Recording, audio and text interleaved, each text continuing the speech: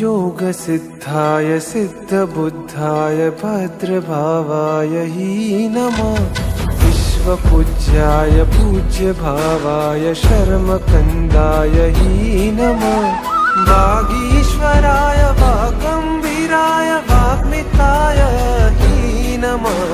गुरुदेवाय गुरुवक्त्राय गुरुचरणाय हि नमः।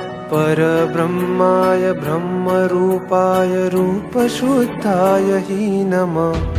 गुरुदेवाय गुरुवक्त्राय गुरुचरणाय हि नमः। परब्रह्माय ब्रह्मरूपाय रूपशुद्धाय हि नमः।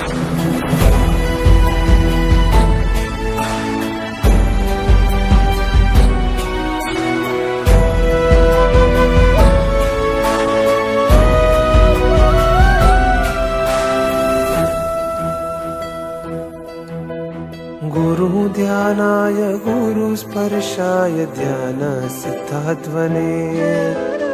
गुरुशुभ्राय शुभरत्नाय रत्नत्रयीकारिणे। श्रुतपाराय श्रुतसाराय श्रुतप्रदायिने। गुरुगौरवाय मोक्षकन्दाय धीमते तेजोभानवे।